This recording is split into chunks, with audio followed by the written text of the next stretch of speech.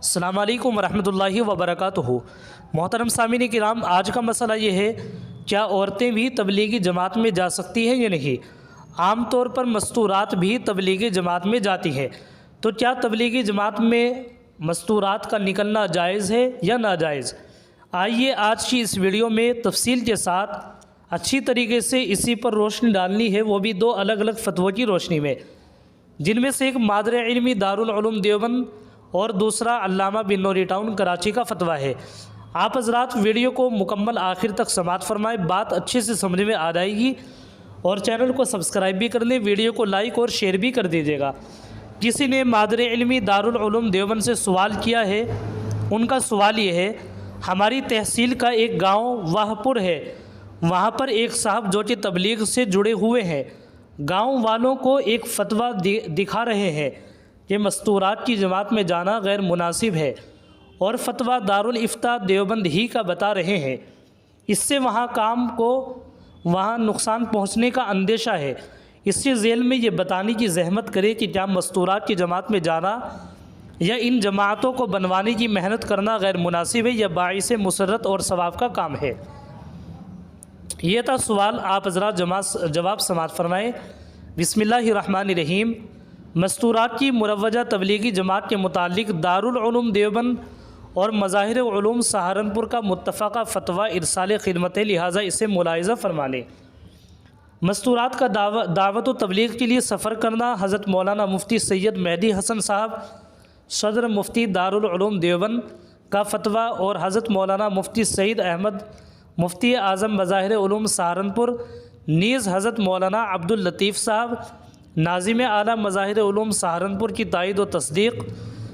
سوال، کیا فرماتے ہیں علماء دین و مفتیان شرع متین مسئلہ ذیل میں کہ کیا عورتوں کا تبلیغ کے لیے سفر کرنا مع محرم کے درست ہے؟ المستفتی حافظ عبد الرحیم، مسجد کوٹھے والی، صدر بازار، دہلی۔ اس کا جواب یہ ہے، بسم اللہ الرحمن الرحیم۔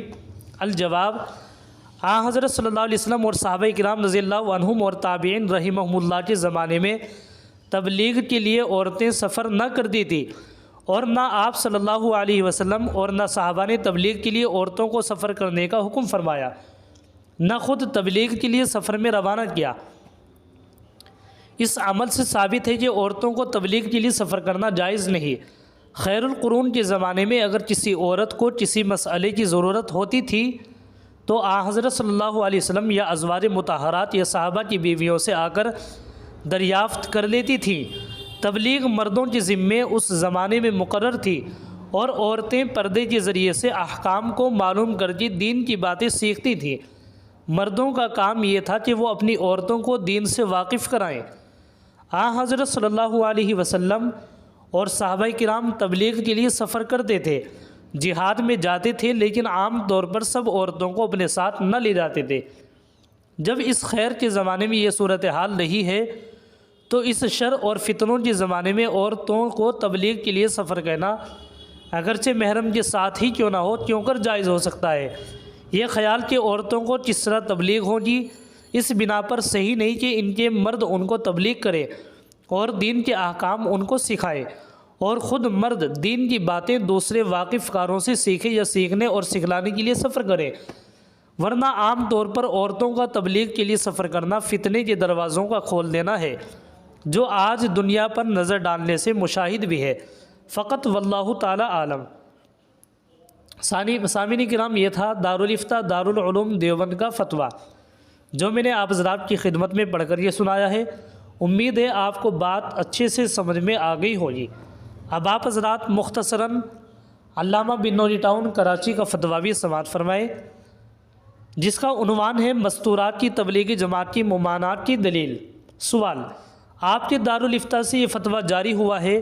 ہمارے دارالافتاء جامعہ علوم اسلامیہ علامہ بن نوری ٹاؤن کی رائے میں مستورات کی تبلیغی جماعتیں نکالنا شرعی و فقہی اعتبار سے درست نہیں ہے۔ فقط واللہ عالم۔ کیا آپ کے پاس کوئی دلیل ہے؟ کیونکہ اکثر دیکھا ہے کہ مستورات کی جماعتیں بھی نکلتی ہیں۔ اس کا جواب آپ حضرات سماعت فرمائیں۔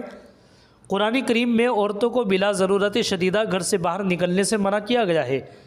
ارشاد باری تعالیٰ ہے، جس کا ترجمہ ہے، تم اپنے گھر میں قرار سے رہو اور قدیم زمانے جاہلیت کے دستور کے موافق مت پھرو۔ یہی وجہ ہے کہ عورت کے لیے نبی کریم صلی اللہ علیہ وسلم نے گھر میں نماز پڑھنا مسجد میں نماز پڑھنے سے بہتر قرار دیا۔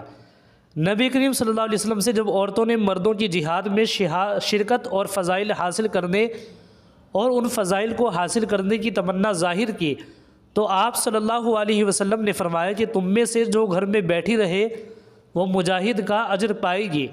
نیز عورتوں کی جماعت کے نکلنے کی مشروط اجازت دینا بھی فتنوں کا پیش خیمہ ثابت ہو سکتا ہے، لہٰذا اس پرفتن دور میں مشروط اجازت بھی نہیں دی جائے گی۔